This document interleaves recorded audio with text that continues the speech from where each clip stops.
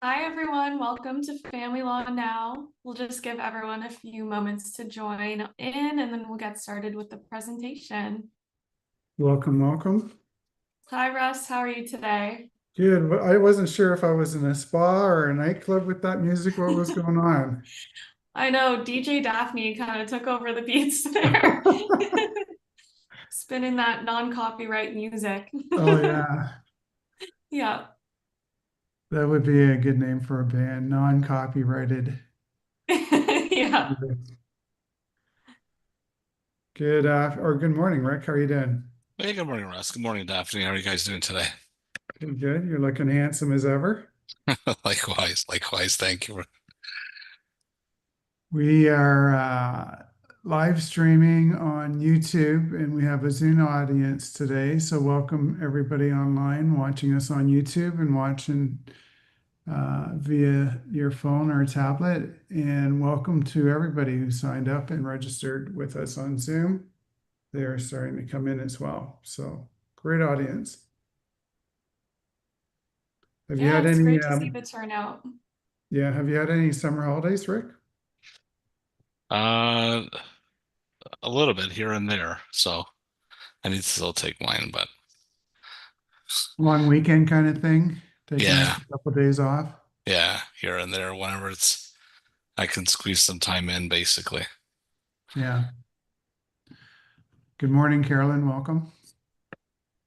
Hello. Morning. How are you doing today? It's going well. It's a little bit cooler. I'm enjoying that. Yeah, I'm hoping this rain's going to help our grass. It's looking a little brown and burnt. I'm not a plant lady, and my brother gave me a sunflower, strawberries, raspberries, and grass. And he comes by about once a week and he's like, I have to bring you something. You're killing all these plants. I have a green thumb, Russ, because I see your posts about your greenhouse seems to be going really well.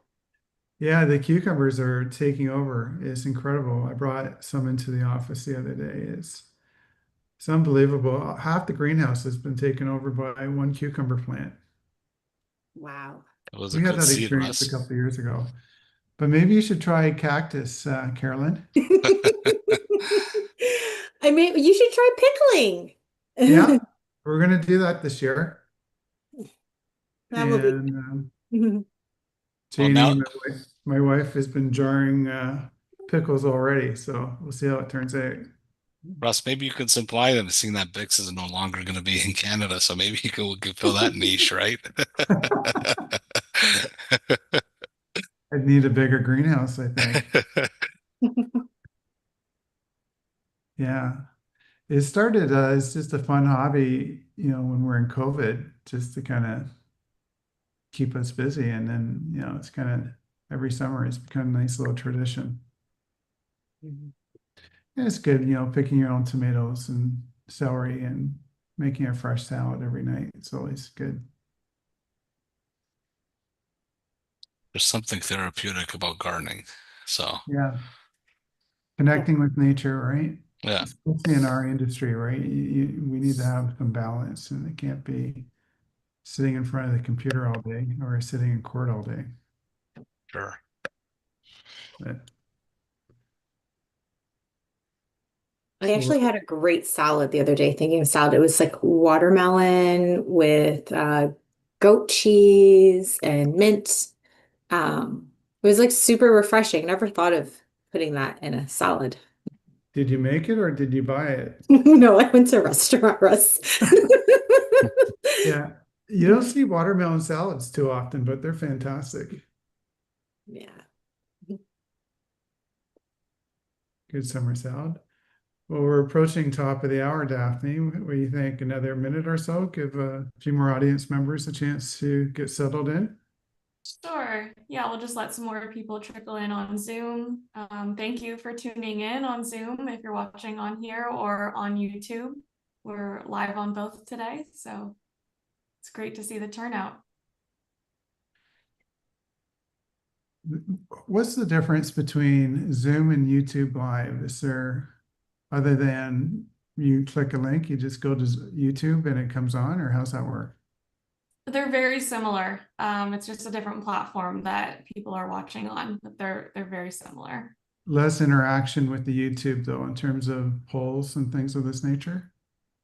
Yes, the polls are a little bit limited. We're going to be testing out some polls today. So if you're watching on YouTube, let us know how your experience is. But yeah, we generally tailor these to Zoom. Yeah, please participate in the polls. It helps us understand who our audience is and we can tailor our content accordingly. It's also fun to find out what other people are thinking about these issues. So what are we talking about today, Daphne? Yeah, let's get right into it. So thank you for joining us today for Divorced and Separated Parents Back to School Tips, Tricks, and Common Disputes. For any professionals in the audience, please note that this session has been accredited for 1 hour of professionalism with the Law Society of Ontario. And today the panel will discuss when parents disagree about enrollment, the status quo, notice and self-help, urgent motions, voice of the child, best interest of the child, post-secondary expenses and child support, and case studies. And as always, we encourage you to participate in the polls and use the Q&A feature throughout the event. All the resources mentioned today will be included in the show notes, which you will receive via email later this week, or you can access them in the YouTube video description as well. And I will now introduce the panelists: Stephanie Boucher, Carolyn Warner, Rick Patika, and Russell Alexander. So Stephanie Boucher is a registered psychotherapist specializing in betrayal trauma, relational recovery, and childhood wounds. As the owner of the Mindful Loft Betrayal Trauma and Relational Recovery Center, the only practice of its kind in Ontario, she leads a team dedicated to supporting individuals through the emotional challenges of relationship breakdowns and trauma healing. With over a decade of experience in the mental health field, Stephanie has worked with diverse populations, including military spouses, medically releasing armed forces members, and individuals facing housing and substance use challenges. Trained in emotionally focused therapy and attachment theory, she helps clients navigate the complex emotions that arise during divorce, separation, and relational trauma. Thank you, Stephanie. We're so excited to have you joining us today. Next, we have Rick Patika. Rick is an associate lawyer and brings over 18 years of family law expertise. Rick focuses on all aspects of family and matrimonial law by supporting his clients in resolving matters. He fosters strong relationships with his clients that are built on trust and transparency. Rick collaboratively works with his clients in achieving effective solutions through various dispute resolution mechanisms, such as finalizing domestic contracts through negotiation, mediation, and collaborative law processes, or through the litigious process of court and arbitration. Thanks for joining us today, Rick. Thanks, Stephanie. Next, we have Carolyn Warner. Carolyn is a fully trained collaborative family lawyer and is one of the junior managing associate lawyers at our firm. She has a knack for developing creative solutions unique to each client situation. Carolyn has been practicing family law exclusively for over 10 years since her call to the bar in 2011, and she is committed to providing her clients with empathy and sound advice, and prides herself on approaching all cases with an analytical and tenacious mindset. Thank you for joining us today, Carolyn. And last but not least, we have Russell Alexander. Russ is the founder of Russell Alexander Collaborative Family Lawyers with over 25 years of experience. He uses his knowledge and expertise to serve his clients in all aspects of family law. Russell has written 4 books on separation and divorce and is a fully trained collaborative practice lawyer. He speaks at conferences on collaborative practice, marketing, technology, and the law. And without further ado, I will now hand things over to Russell Alexander to get started with the presentation. Let's see your poll results, Daphne. When you say 25 years, I feel kind of old when you say that. My goodness, it's Where's the time go? It's quite an So accomplishment. our audience today, 61% family lawyer, 26% lawyer in a different area of law, real estate professionals, a law clerk, and somebody going through a separation and divorce. So thank you for participating. Please continue. Let's run our next poll, Daphne, while we're getting into our first subject matter. Please participate in the polls and give us your feedback. It helps us understand who our audience is and how you're thinking. It also will enable us to tailor some of our content that we're providing with you today. So next poll, if you can't agree on where the children go to school, what do you do? Yeah, a couple options here. Follow your court order or agreement, do whatever you want, homeschool, rush to court, or other. And you can put your other answer into the Q&A box and we'll take a look at it. So this is always an interesting question. Carolyn, we often get asked this question, and I know you're going to talk about this, but I usually get asked, the weekend before school is starting back up again. It's kind of late in the day at that point, don't you think? Yeah, so starting early is crucial. Yeah. Yeah. Let's see what our audience is thinking here. Let's see these poll results. Follow your court order, almost 70%. Do what you want, 6%. Rush to court. We used to see that all the time, 9%. And others. So we'll see what some other answers are. They're coming into the Q&A box right now. Keep the status quo. Negotiate or follow the order. Only go to court if absolutely necessary. All right, so that leads us into our first topic.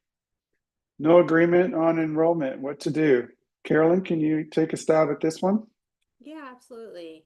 So yeah, back to school issues are quite common in family law. Sometimes we see it a little bit more frequently in the past. We talked a little bit about starting early. So I think the first tidbit really is it's really important to have clear communication.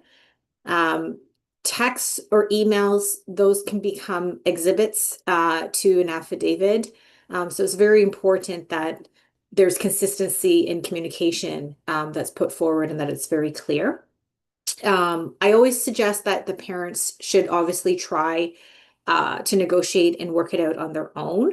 But if they can't work it out on their own, then they might always have to consult with their counsel to see whether or not there are alternative options, whether they need to consider mediating the issue or if they're going to litigate it by way of a motion or if they're going to consider alternate options such as arbitration.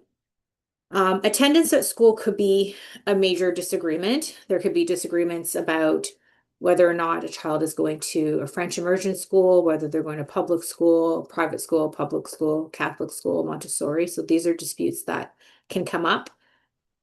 Disputes can also be relating to financial responsibilities as well. There's some costs involved, whether or not we're talking about private form educational pursuits.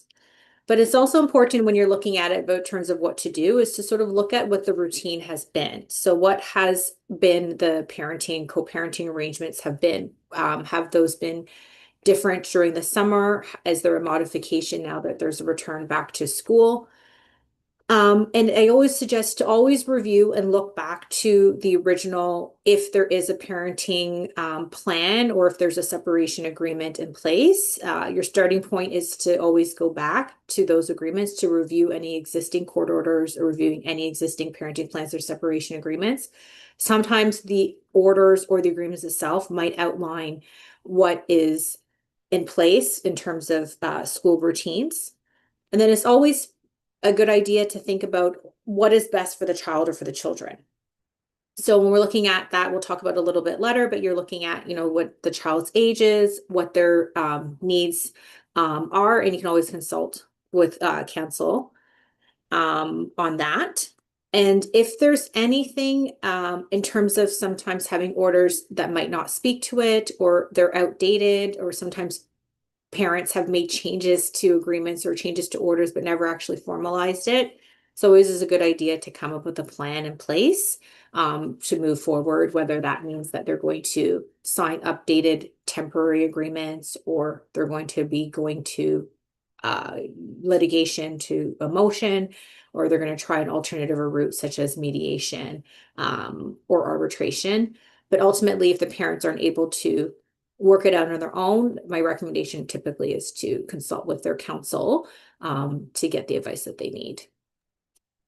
Yeah, that's an interesting point, Carolyn. You know, we've got clients, they've come in, they've got a court order that's 7, 8 years old, and they're not even following it. Sometimes the child's living with the other parent, and a dispute arises. Maybe there's a new partner involved, and then the one parent says, well, I want to go back to the old order. Little Johnny hasn't lived there for 3, 4 years, but that's the existing order. So that's a bit of a tough spot too that we often see. But let's just talk for a moment about the status quo, notice, and self-help. So the status quo is this powerful, invisible force in family law. You know, it's always present. Judges are always mindful of what the status quo is. Most judges don't want to disrupt the status quo if the child's doing well in that situation. They're not going to kick up their heels and create a new parenting regime when the current one's working, unless there's some good evidence as to why it should change. So we always want to be mindful of the status quo entering into back to school disputes.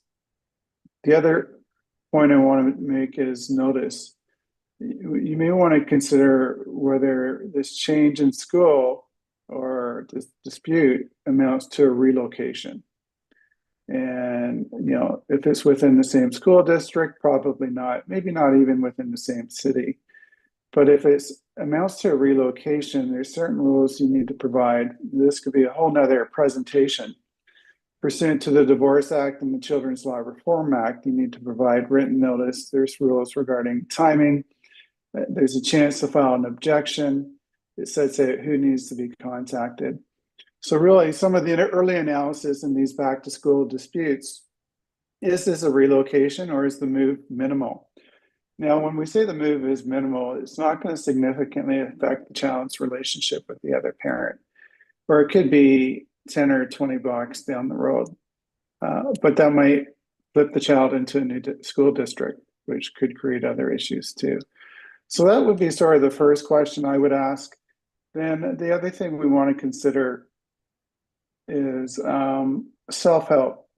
And oftentimes these back to school cases, I can, in a general sense, we can put them into 3 big buckets. The first bucket is new enrollment. Young child going to go off to Montessori, JK, or start grade 1. Parents don't live in the same school district, first time going to school, and they don't have an agreement.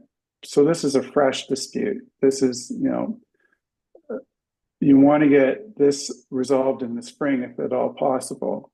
We're going to look at the status quo. Maybe it's a nesting arrangement. Maybe there's shared parenting. Who knows what the facts are? But this is sort of general fact scenario. New enrollment is always a big issue we see.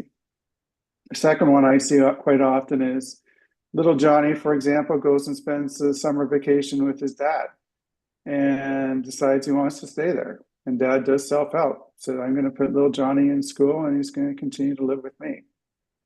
That's a change to the status quo. It could be a change to the court order. Sometimes there's no order in place that you can enforce. But this is often, you know, this idea of overholding access. There's an access period or a time sharing period in the summer.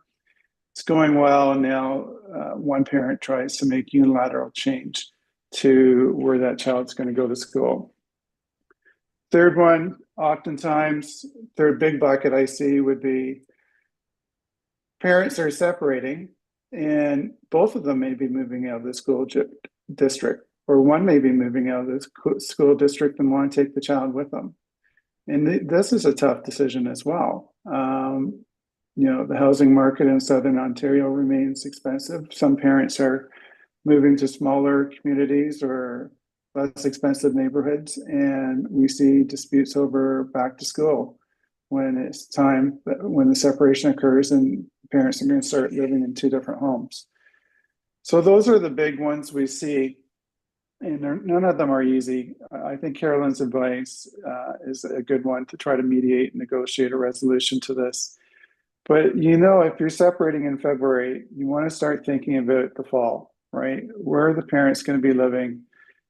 Do we have an agreement on where little Johnny's going to go to school in September? If we don't, can we get it before a case management judge, get some recommendations in place? We're going to talk a little bit about the voice of the child coming up. Depending on the age of the child may have some input as well in terms of where he or she wants to live.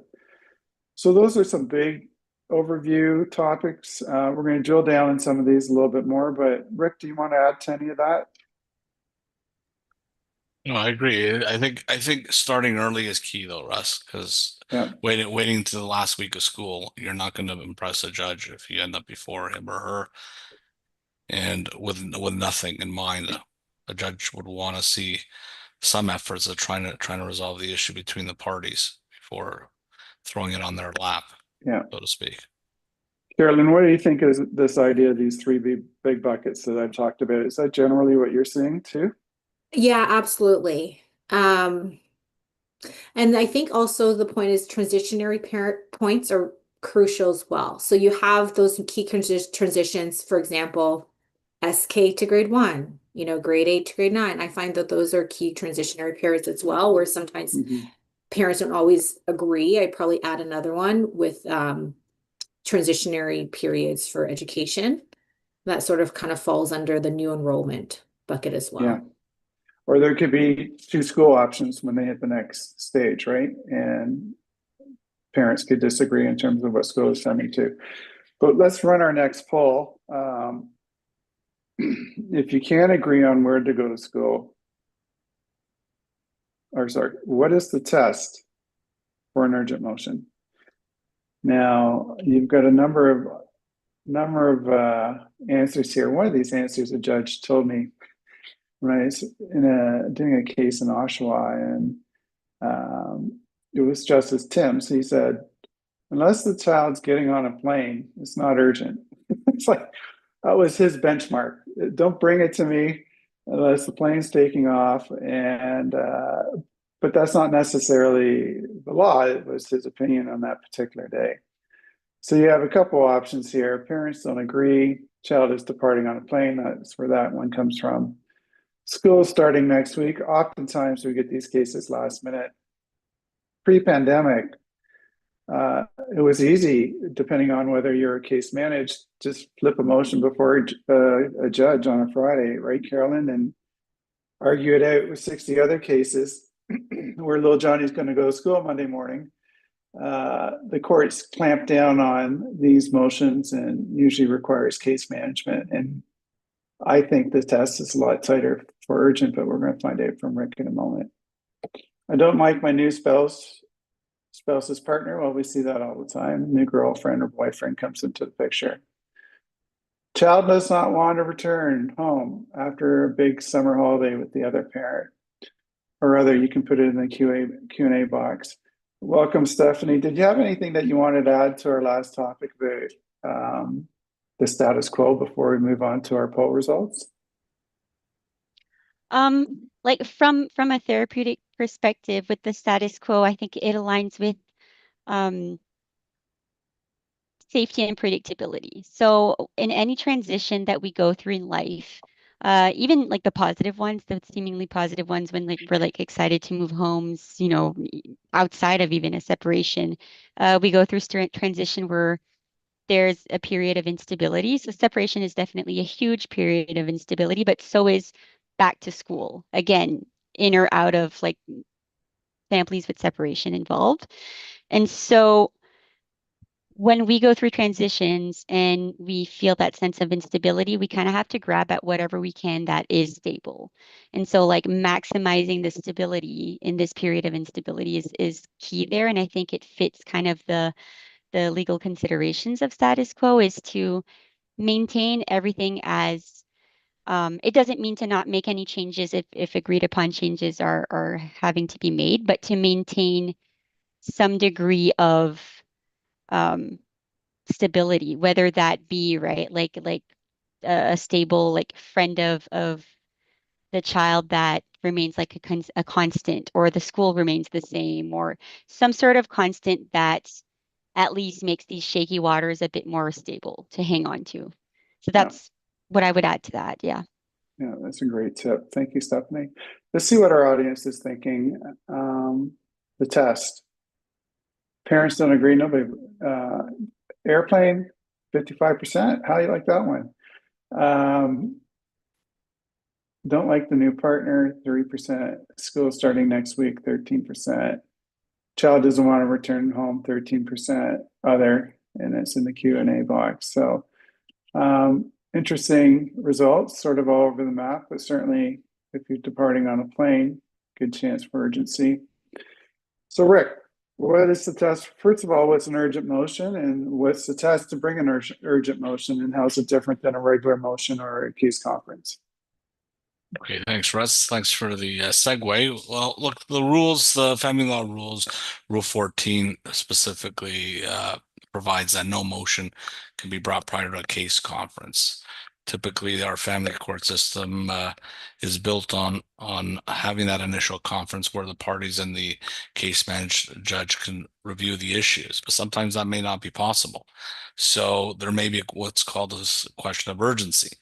Urgency is also under the rules that it's a situation where there's urgency or hardship, or a case conference isn't required for some other reason in the interest of justice. Now, we're 20 years after the Rosen decision, which basically added context and became really the benchmark of what we required to satisfy for an urgent motion and what's the legal test. And that was back in 2005.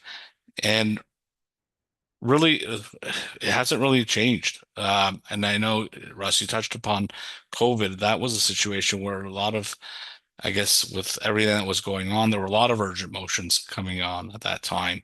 And the courts had to basically clamp down even more and make the test somewhat, I think, it was more stringent than it was previous to COVID. But it's the fundamentals are effectively an urgent motion is where issues that contemplate abduction, threats of harm, or dire financial circumstances, and that's directly out of the Rosen decision. But the process is first and is really contacting the court first, and to see if you can avoid that urgent motion and seeing when case conferences are available. If a case conference, if you're able to get in front of a judge, even for 15 minutes, that would be more recommended than just bringing the urgent motion. And again, each case is dependent on the facts, but typically that would be the step one. Effectively reaching out to the trial coordinator and asking, saying, there's a case of urgency. Here's a kind of a summary. We need to get in front of a judge. Can you get us in front of a judge, even for 15 minutes? So that would be kind of step one. Step two, though, is really continuing those settlement discussion, trying to get an interim resolution that would carry you to the case conference. It may not be something that will be ideal, but if possible, you can put a temporary arrangement in place just to keep things in order. That would be also recommended as the next step, because a judge is going to want to hear what efforts have been made and what proposals have been made. If any settlement proposals or offers to settle, former offers to settle, those would be recommended in putting those together. If there's a question of money, somebody that's looking for support and someone's asking for a particular amount and the other party isn't providing that amount, unless there's compelling reasons for that specific amount. If the lower amount can hold them off till the case conference, that may be the way of going and trying to resolve that issue. So really, those kind of the approach of booking an urgent motion, so to speak. I think the case law post-COVID, and reviewing the cases, there's a a decision from Justice McGee and Clement and O'Brien in 2020. And Her Honor in that case basically says, look, negotiation and problem solving comes before litigation. A moving party must make genuine efforts to try to settle the matter before bringing motion. Resolution efforts may only be bypassed when there's an immediate and specific risk of harm to a child. So it can't just be a possibility. There has to be an objective sense of immediacy, and you have to be able to identify what the risk is to justify the urgency. And if it involves a child, what is the specific harm to that child? And a lot of times the purpose of this is to avoid rushing to the courthouse and seeing if somebody can get some sort of a tactical advantage on incomplete information or affidavit evidence. But more also is that motions are expensive. And the concern is if parties are spending a tremendous amount of their financial resources right up front, it's gonna basically impede the overall progress of the case down the road, because eventually they may run out. And so there's a certain rhyme or reason to all of this as to why the courts have taken this position. So they promote looking at mediation services, if not private mediation services, taking advantage of the court mediation services and things like that. Ideally, if someone's contemplating urgent motion, they want to look at the jurisdiction that they reside in, or where the motion would need to be brought, and effectively follow the practice directions. Some courts have what's called urgent case conferences. I know Toronto Court has what's called an early judicial intervention, where they have every Monday for 15 minutes. You'd have to sign up for it and effectively bring one issue for 15 minutes, and you're in front of a judge. And you would fill out a form according to the practice directions, submit it with the court, and see if you can get on that list. So I've used those in my own cases, and I found them very helpful. And it often sets the tone of how to proceed with it once it's been before the judge at either an early case conference or at an early judicial intervention. Carolyn, you want to add to that? No, I think those are excellent points. And that's the thing, is finding the practice directions, right? Because every jurisdiction has something different. So I think it's key to look at the tools that are available instead of rushing to an urgent motion to see if there's other options. I just also add, even if you do have to bring an urgent motion, or if you don't, I think a tool that sometimes underutilizes is the power of offers to settle. Because if you can do an offer to settle early and you've done the assessment, sometimes that might be enough incentive for the parties to either settle the issue entirely, or at least at the very least narrow it. So maybe narrow the issues that are on the table. Yeah, that's a great point. My understanding is urgent motions are usually done ex parte, but rarely, unless it's very serious, the judge will usually kick it a day or two to give the other party a chance to respond and make submissions.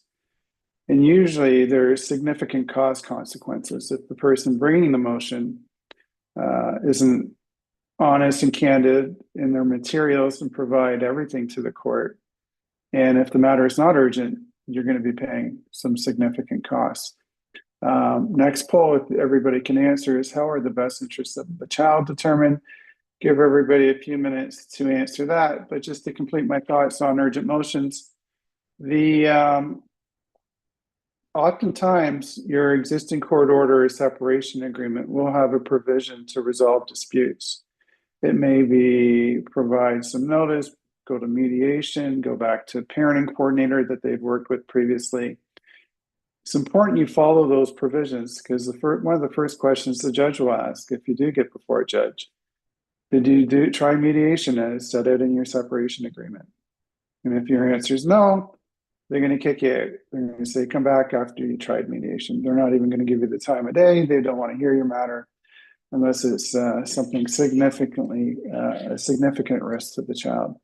So read your existing order, read your separation agreement, see what it says about dispute resolution, and explore that before bringing it before the court on an urgent basis. Let's see what our audience thinks. Best interest of the child. By the child, 7%, primary parent, 3%. In accordance with Section 24 of the Children's Law Reform Act, that's a good answer, 90%. So very tuned in audience today. Best interest of the child.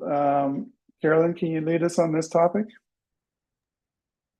Yeah, sure. So I have here, so yeah, we've got some people that are well read. So I think the leading part is for Section 24 of the Children's Law Reform Act, or as well as Section 16 of the Divorce Act, is in terms of determining what is in the children's best interest. There's a variety of factors that are outlined there. We can look at the needs, looking at the age or the stage and development of the children, relationship with parents and grandparents, each party's willingness to support the development and maintenance of the child, the history of the child's views and preferences, any cultural, religious, or significance, or any plans of care for the children, and the respect of each party's ability to respect an order, as well as the element of family violence or any other civil or family proceedings. Just want to spend a little bit more time on the views and preferences of each of the child. So that's a huge component in looking at one of the views and preference of the children. With respect to the best interest of the child, it's important to recognize that not one factor is more important than other. It's looking at the totality of the factors in each particular circumstance. But the views and preferences of the children is entirely relevant if it's reasonable to ascertain what those views and preferences might look like. So these views and preferences can be looked at from obtaining whether that is a voice of the child report. It could be done by appointing the office of the children's lawyer.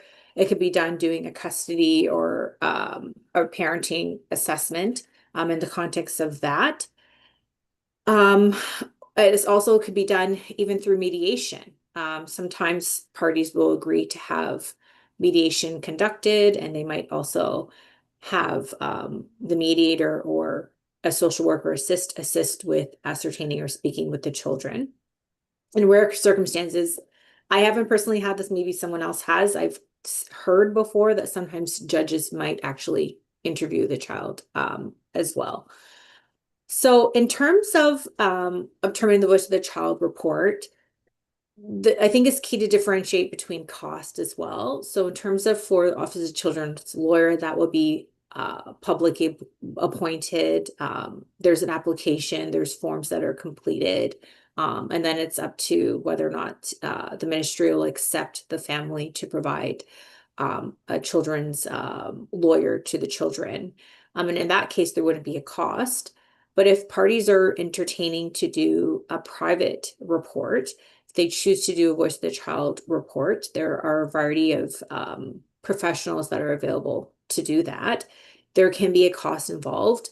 On the lower end of the spectrum, I've seen, people can spend $1,000 up to $5,000 plus. And if they're going into a very comprehensive parenting assessment, that is looking at, could be over $5,000 to have those completed. That's typically a bit more intrusive.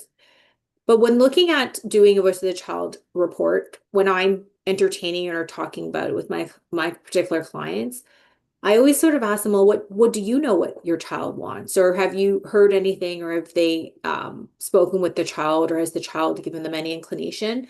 Because sometimes you might want to reassess whether or not you want to go through that process if you feel that as a parent yourself, you can somehow ascertain what their views and preferences are.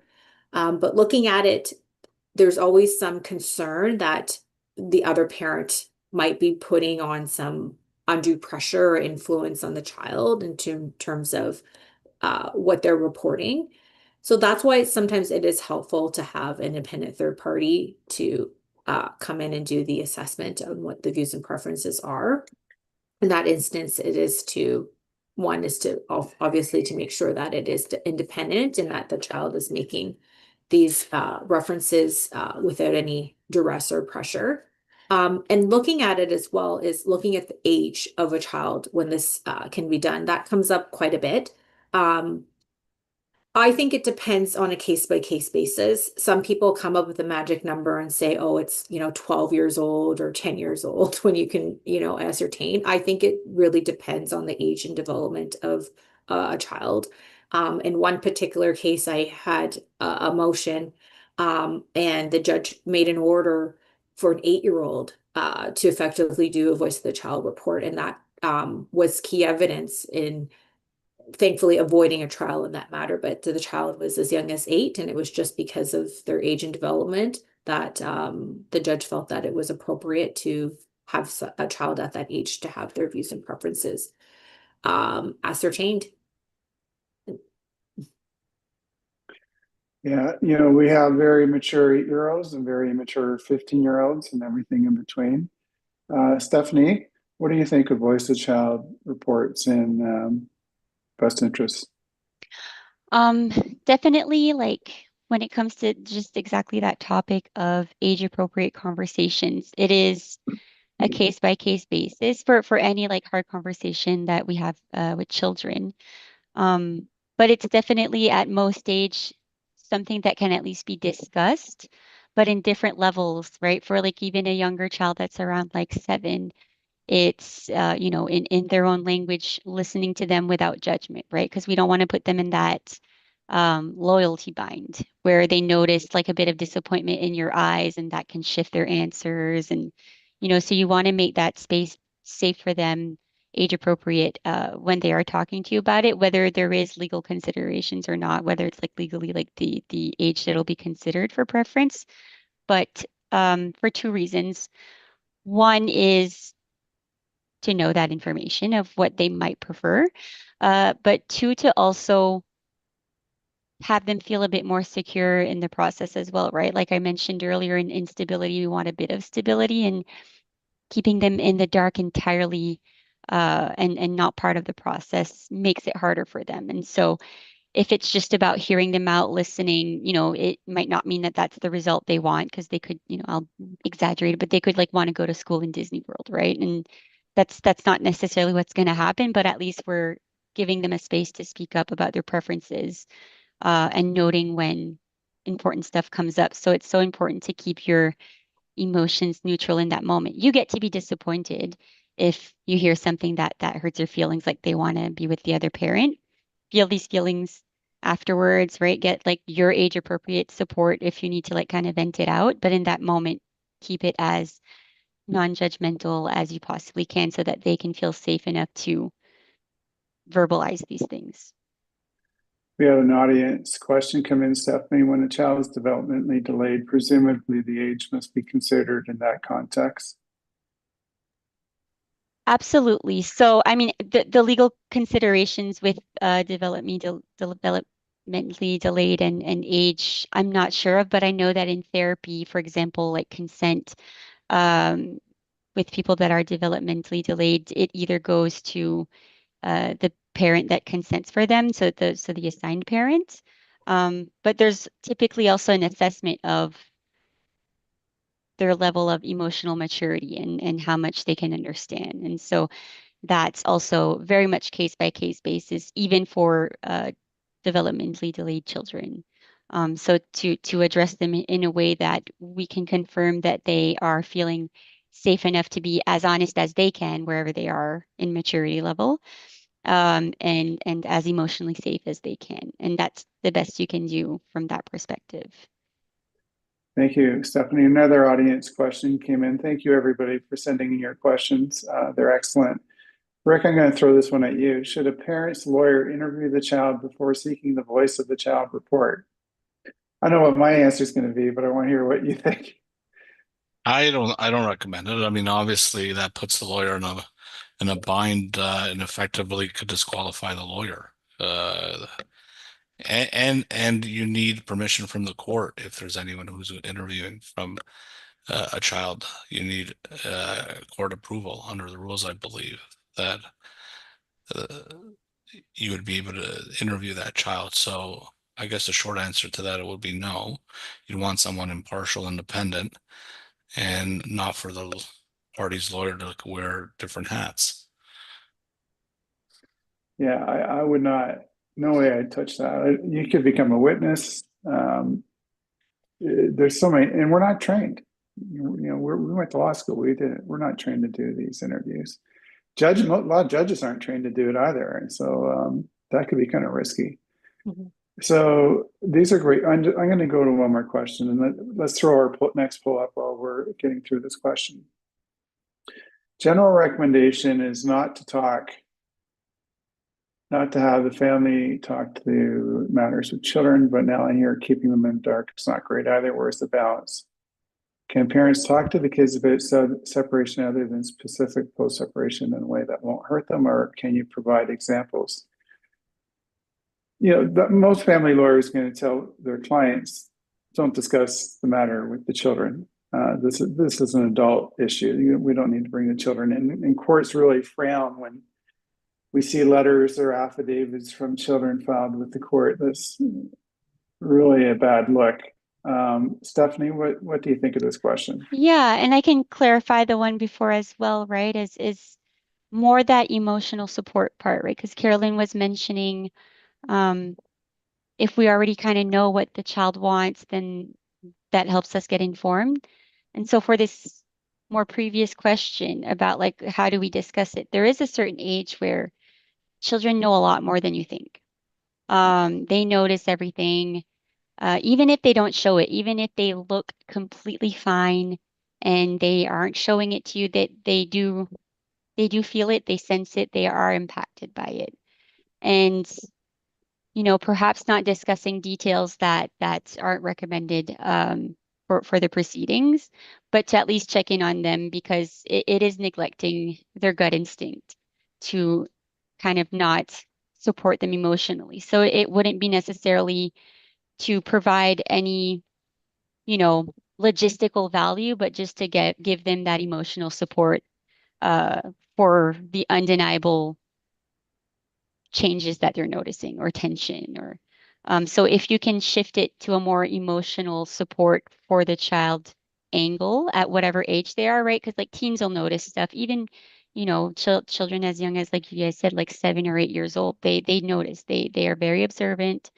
And you might notice little shifts in their behaviors that are so subtle. And so it is from an emotional and therapeutic perspective important to at least give them the space to know that like it's safe enough for them to open up and ask for help or to check in on how they're doing. So from that perspective, if you keep it emotionally focused, and maybe Russell, you can step in and into where these limitations are, and to find that sweet spot where it's emotionally focused and not impeding on the proceedings.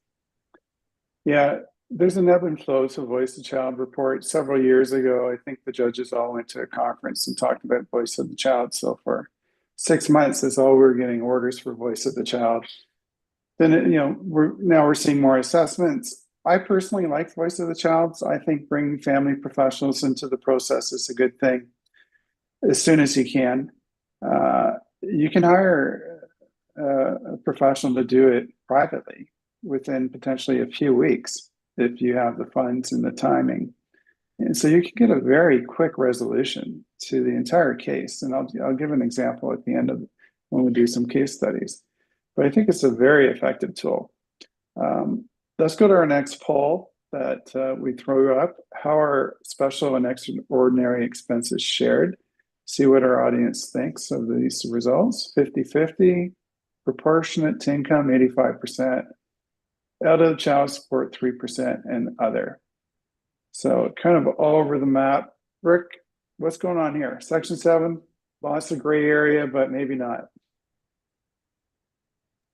Well, as lawyers, we know well, first of all, what is Section 7, right? We just say it like everybody knows what it means. But right. what do we talk? We just say Section 7. What's that mean? Well, we're talking about Section 7 of the Child Support Guidelines, which specifically deals with special and extraordinary expenses. I guess for lawyers who practice this, as you said, Russ, we always use that term and use it loosely. But I mean, if there's audience members here who are not familiar with the law, this is specifically what we're referring to. And that's the section of the Child Support Guidelines that governs certain expenses, like post-secondary education. And generally speaking, that area, in assessing those expenses, they look at the necessity of the expense in relation to the child's best interest, the reasonableness of the expense, and really the means of the parents and the child, and spending patterns prior to separation, right? So that's kind of the general thrust. The sharing is proportionate. Section 7, sub 2 of the child support guidelines saying that the sharing of the expense is in proportion to the parties' respective incomes and after deducting any contribution from the child themselves. And we could talk about that, right? There's a lot of gray area here, and every case is really specific on its own facts and according to the party's means but generally speaking, as a general proposition of law, parents have an obligation to financially support their children, not only who are minors, but those as well as who are enrolled in a full-time program, education program, to the extent that they're capable of doing so. And that's really goes to, and I think there's a question that we'll touch upon, but if one parent wants to enroll someone in Harvard, right? Everyone would love to go to Harvard or some Ivy school, but if you can't afford it, it's going to be hard forcing that other parent to contribute to an expense that they're not capable of meeting. So so it really comes down to the means of the parties, and each case is really fact specific on its own. So you need to look at, what's the consideration of the university program, the cost, funding sources available to the child, the means of the child, if the child is going to contribute anything to their education, and as well any other factors such as bursaries, RESPs, things like that. So in a case called Menegaldo, Justice Chappelle sets out a list of relevant factors when it comes to post-secondary education. And Her Honor in that case looked at whether the child is attending full-time or part-time, availability of student loans, scholarship, and bursaries, the child's own savings from their employment, the reasonableness of the education program, the child's ability to perform in that program, the child's age, qualifications, experience, aptitude, or maturity, and any parental plans for funding that were made by the parents for post-secondary schooling, such as RESPs. So once that entitlement for post-secondary education is established, then it's the quantum of support is based on various factors, including the means of the parents and the child's means. Now, often we see more recently a lot of the questions whether children should be contributing to their own education. I've seen a lot of situations where judges are expecting children at some level that are working throughout the year. They're holding a part-time job or summer employment. As one judge said, they have to have a little bit of skin in the game.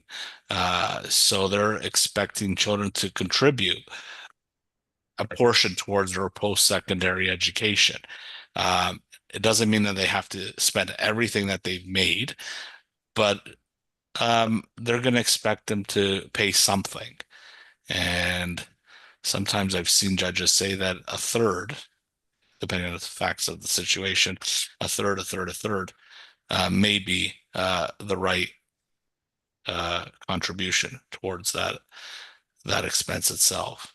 So I guess the short answer is really, you have to kind of look at every case on its own circumstances and facts when it comes to post-secondary education.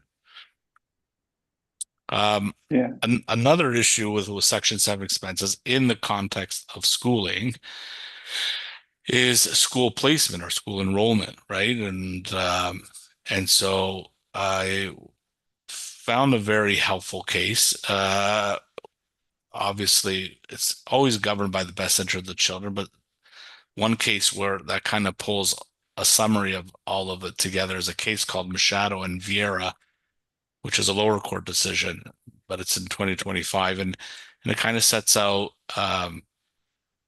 general principles that the courts have from basically a summary of the case law in this area. So they'll when considering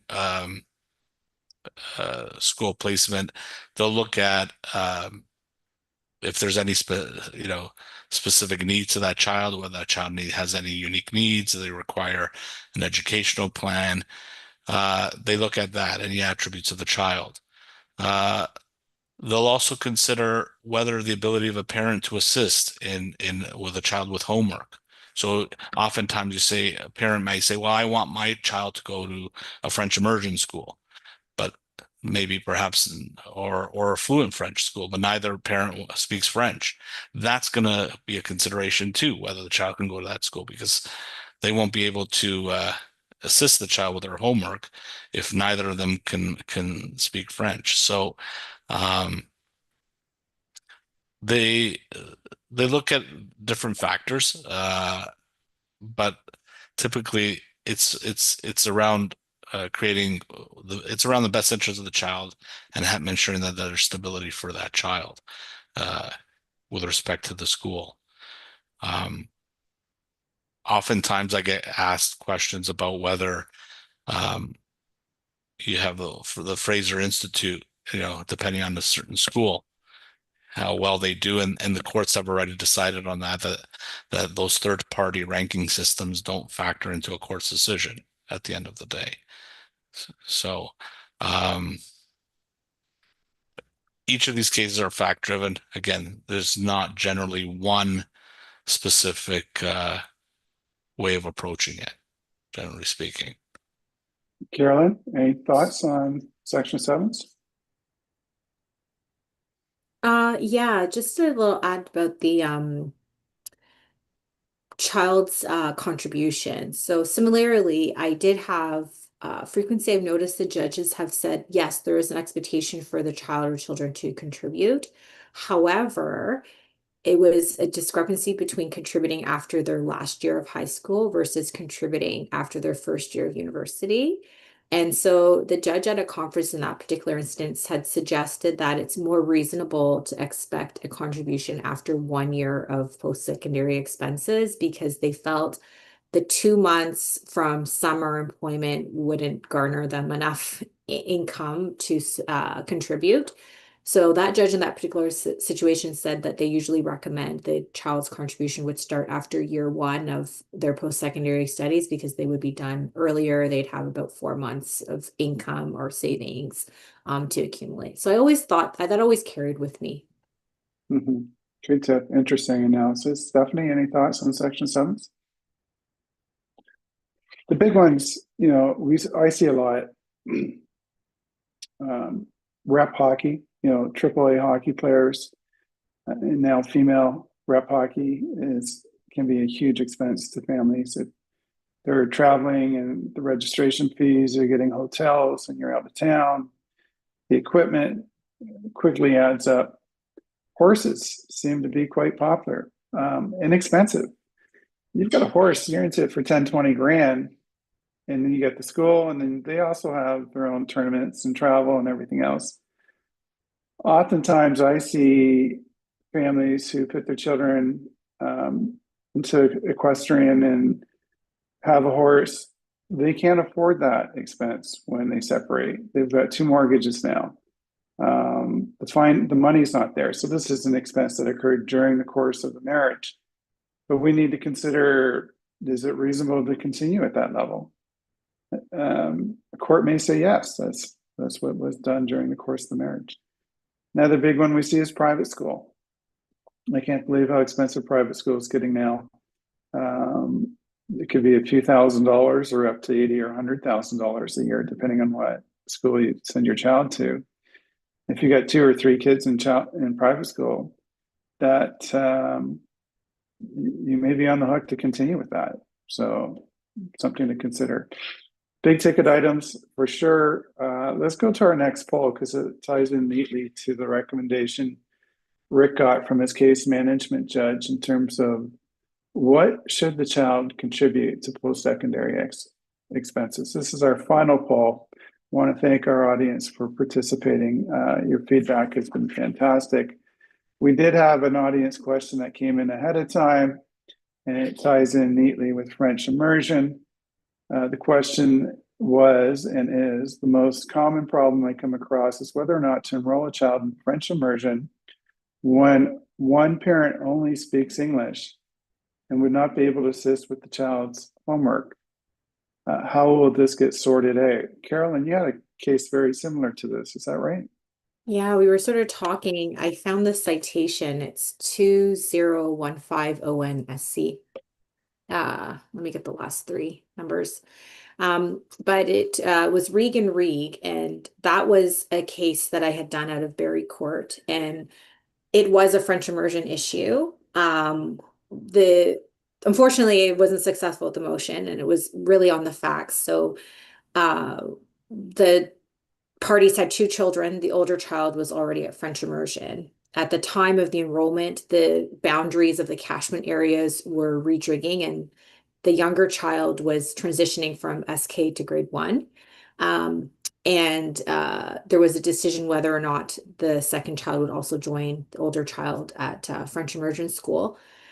And ultimately, the judge sided with mother who has brought the motion that the child should go to the French immersion school with the older sibling.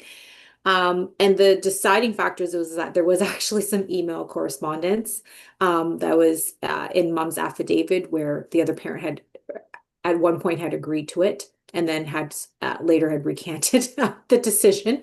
So I think that was a huge determining factor why the judge did make the decision to ultimately allow the child to go, because at one point it was agreed to, and there was a shift. And this was despite other evidence in there that the older child wasn't necessarily doing well. One parent didn't speak French. They were requiring the assistance of tutors. But ultimately, it's going to come back to what is the best interest of the child. It's always going to be a case-by-case analysis. The judge is going to apply the best interest of the child, and that's going to look at relationships with other children as well in the family. And that's what's going to be the determining factor of it. And read these cases closely. There may be distinguishing factors. The facts may not be on all fours with your case and can be distinguished. So be mindful of that when you're doing research for your clients or on your own. All right, let's go to final poll results and get our input from our audience. 100%, well, not very big, a third, only 11%, right? A third, 0, 6%.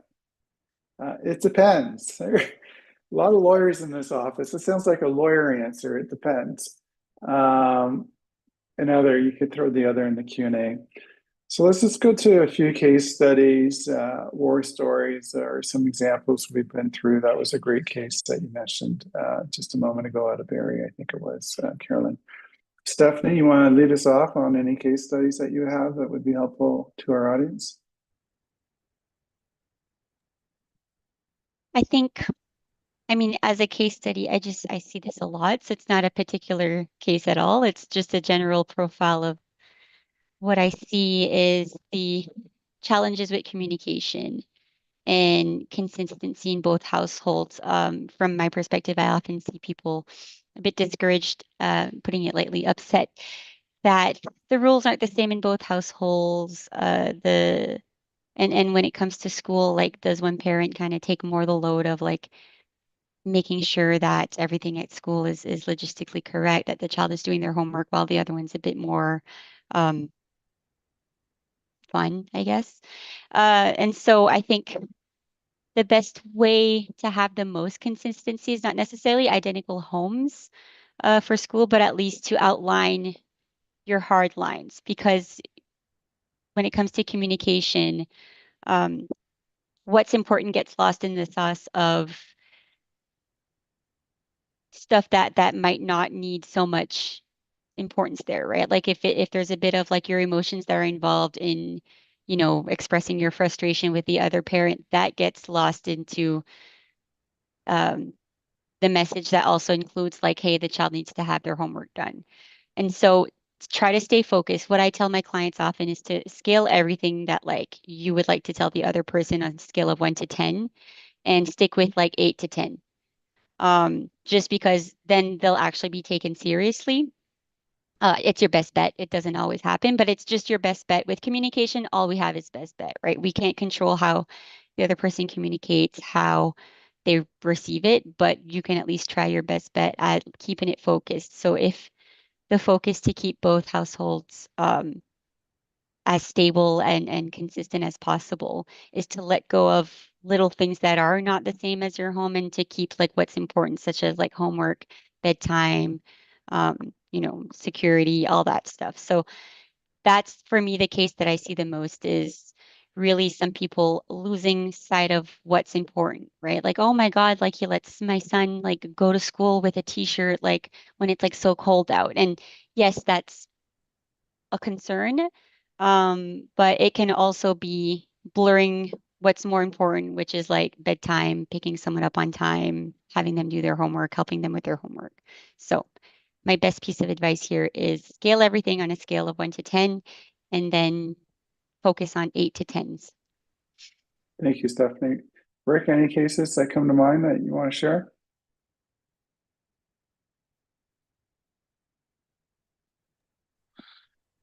And Casey, and again, though, the touching upon that voice of the child issue topic we discussed earlier, it's really sometimes things are not really what they seem, and I think even a voice of the child report, or at least what the child is saying initially, may not actually pan out to be what the child is really wants. And I remember a case years ago where a 15-year-old child who was living with mom wanted to decide to go live with dad, and it just came out of nowhere. And after getting a voice of the child report,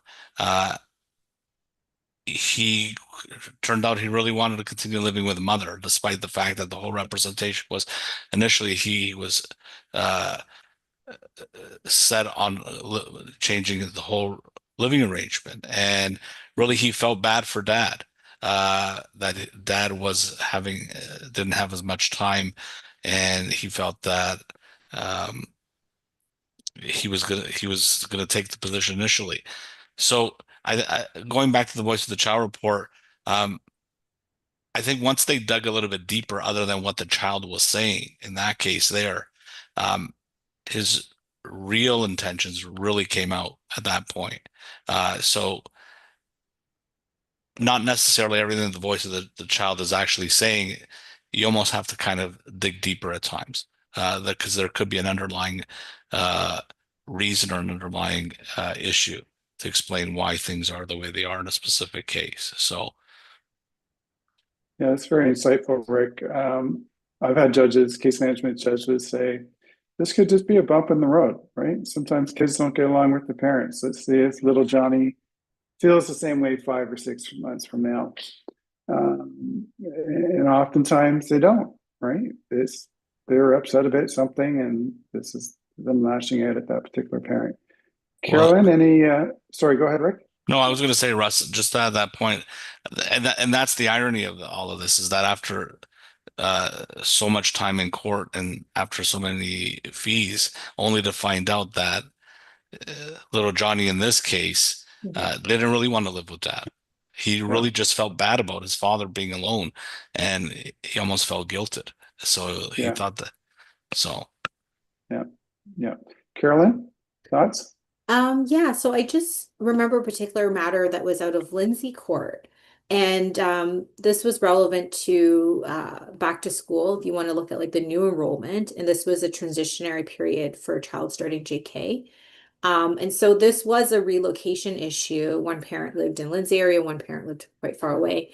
And ultimately, we did avoid an urgent motion on the issue because we agreed to go to request it to be spoken to, which is lovely. It's available. You get 15 minutes. I think it was 8 a.m. in the morning.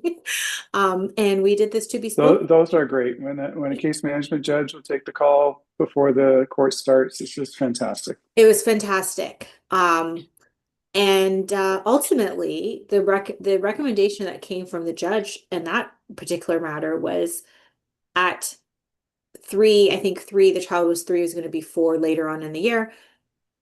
School's not necessary. They can just stay home. Grade 1, it's mandatory, but for JK, we don't need to determine a school issue. So when we had that information, and it was a 10-minute call, and you know what? We avoided the motion, and we were able to enter into consent, and ultimately, the parties agreed that, without prejudice, that they could enroll in Montessori. Some Montessoris had part-time options, so they would do part-time option at a Montessori during one parent's parenting time, and during the other parenting time, they would do something else. It was completely without prejudice. So that was a good example, maybe not a war story, but a good example of utilizing the tools we have available to us instead of avoiding an urgent motion. Well, we're also collaborative. We're peacemakers. It's not all war, right? Sometimes you have to go to war, but that triggered a PTSD moment in one of my cases where mom was denying dad access because same age, because he'd come home from a visit with dad and she wasn't able to color between the lines anymore. That's what she put in her affidavit. I'm not kidding. The child can no longer color in between the lines. And so this is now, we're going to suspend dad's access. And it's like, the look on the case management judge was complete contempt. Like, you actually put this in the affidavit as a basis to talk about access. And back to school, I want to just circle back to the voice of the child report. We had one where similar facts to what Rick talked about. Child wanted to live with dad, no longer wanted to live with mom. Older, mature child, 14, 15, and kind of telling the parents what they wanted to hear. And so both parents were pretty convinced in their position, and we're in court. We get a voice of the child done privately. Turnaround time was about 10 days, really quick, really experienced. I think it was Carolyn McAlpine up here in social worker. Sat down in our office, the parents then received the verbal report of the voice of the child, and turns to mom and says, your daughter doesn't want to live with you. And you can hear a pin drop. It was like a punch in the stomach, right? But the mother, credit to her, respected her daughter's wishes and consented to a change in where the child was going to reside. That ended the case.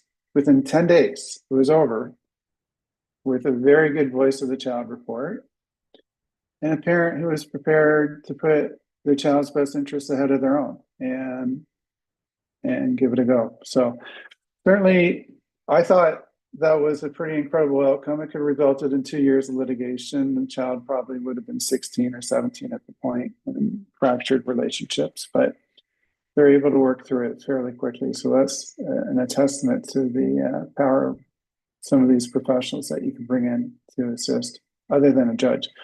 Mind you, we have fantastic case management judges in Ontario as well. So that wraps up today's presentation. Final thoughts or comments, Stephanie, you want to go first? Yeah, I mean, just to the case you just brought up, I think you brought a really good point about how we behave and respond to these proceedings, inform how your relationships are going to turn out in adulthood, right? Because right now the child is whatever, you use the example as 14, 15, 16, 17, but to still navigate and respect them without making them feel shameful about their decisions and their thoughts, because they're working through the motions, right? There's several different reasons that go into their choices, and we won't always understand them. But to behave still in a compassionate and respectful way, so that, like you said, the relationship isn't fractured, right? Because as they grow older, they have more autonomy. And so your relationship with your children depends more on the dynamic, on the quality of it, and not necessarily on them being minors, or them being under your care or responsibility. And so it does become important to show them a lot of compassion in these proceedings, even if the results are hard to hear or hurtful. Yeah. Rick, any final thoughts or takeaways? I guess just in the context of this webinar, each case has its own facts, and really it's just trying to find that happy medium in that case, and do it, negotiate early, mediate early, don't leave things to the last minute. It's kind of like the obvious, but sometimes the obvious doesn't always happen. So Yeah, great tip. Carolyn?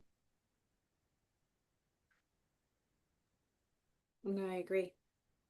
Nothing bad. So I want to thank our audience for participating and playing full out today. That was fantastic. The Q&A and all the feedback and the poll questions. And I see Daphne's back. Welcome back, Daphne. I am. Thank you for having me back. Thank you so much for your time and for sharing your knowledge, Rick, Carolyn, and Stephanie. We loved having you on Family Law Now. Just a couple quick reminders for the audience.